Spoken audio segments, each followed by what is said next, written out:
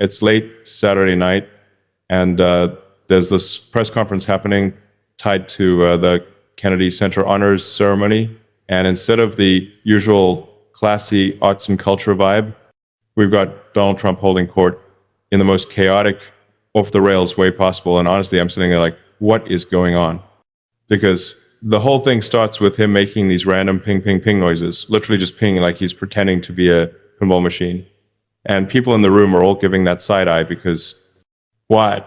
And then right when you think this is a glitch, he suddenly launches into this long chat about how he personally loves tile work, like he's the White House handyman now. And he says, President Truman put in these cheap green tiles in the Lincoln bedroom way back when, and they've always been terrible, horrible tiles.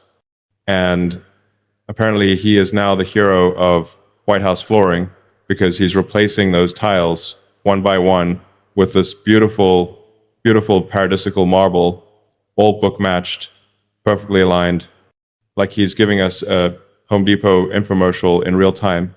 And he's insisting, this is not wasting time, no sir, this is saving American heritage. Like future generations will thank him for fixing Truman's tile selections. He keeps saying that for the first 4 years he was too busy hunting.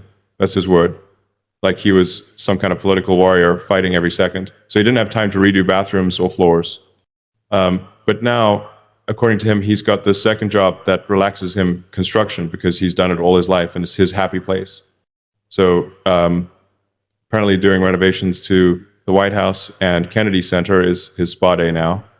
Then he starts talking about the Kennedy Center itself, like he's personally responsible for rebuilding the whole thing. And he says attendance, they used to be down 60 to 70% because nobody wanted to go. But now it's hot again because he fired the old trustees and replaced them with new ones who are hot. And he says he knows what's hot because he starts listing random institutions like he's rating the weather. The Supreme Court is hot. The Senate is hot. The NFL is hot. Like he's reading off a celebrity gossip blog, but it's about government branches.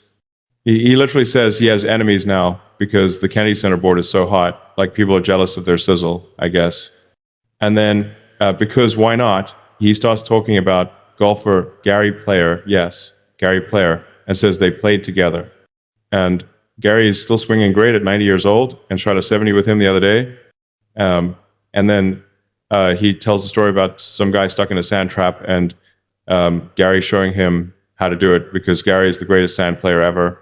And meanwhile, the audience is waiting for something presidential, or at least something relevant to the country's actual issues. But nope, we're on a golf tangent now. Then he pivots to Sylvester Stallone, because this night is honoring Stallone and other artists. And he says, people will still be talking about Stallone's movies decades and even centuries from now. And nobody else could make those movies, which honestly is fine praise. But he just keeps repeating it like he's delivering a eulogy for Rocky Balboa. Then he throws in this casual claim that under Biden, his words, 40% of Washington, D.C. restaurants closed last year, and now they're all open again because of him. So except everyone covering this is like, hold up, those numbers don't match reality. And D.C. restaurants are not doing better just because he said so, but he just rolls along calling D.C. safer now and saying you can't even get a reservation. Like life is one never-ending steakhouse, miracle if he's around. Then we take another left turn because he wants to praise Robert Kraft, owner of the Patriots, and he says Kraft had a lousy game last year, but now he's leading the NFL. Like, that's not how the NFL works. But cool, and Trump jokes. The other owners must love that, like he's narrating some football soap opera.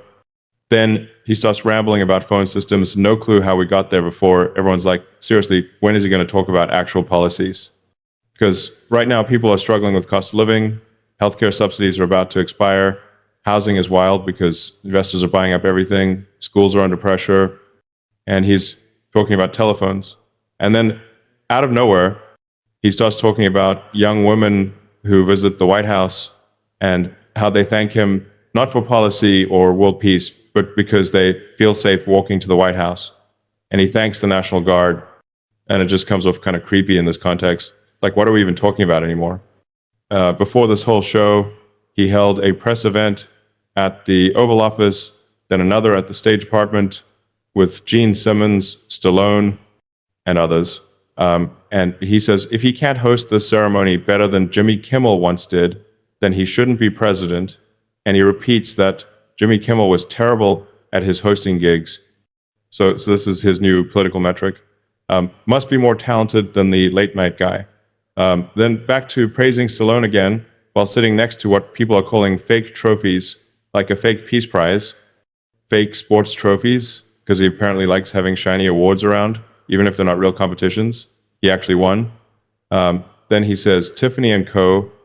redesigned the Kennedy Center Honors medallions this year, and he brags he knows Tiffany well because the store is right next to Trump Tower.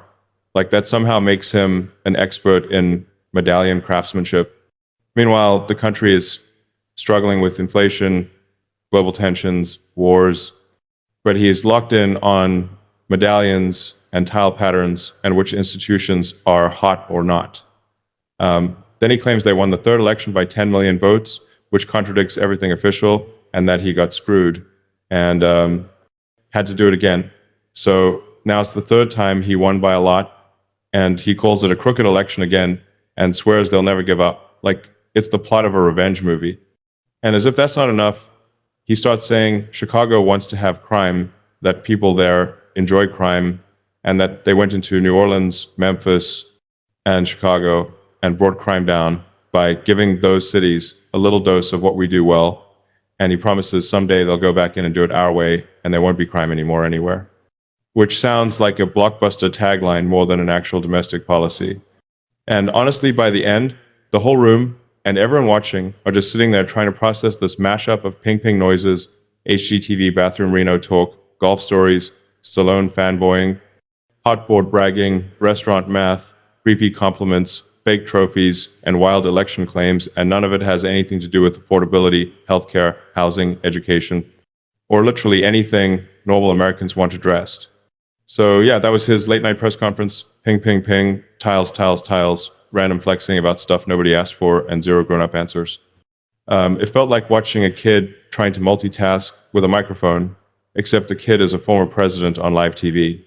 Anyway, tell me what you think, drop a comment, and hey, hit subscribe. Let's get this channel to 6 million, because somebody's got to talk about this madness while everyone else is pretending it's normal. Thanks for watching.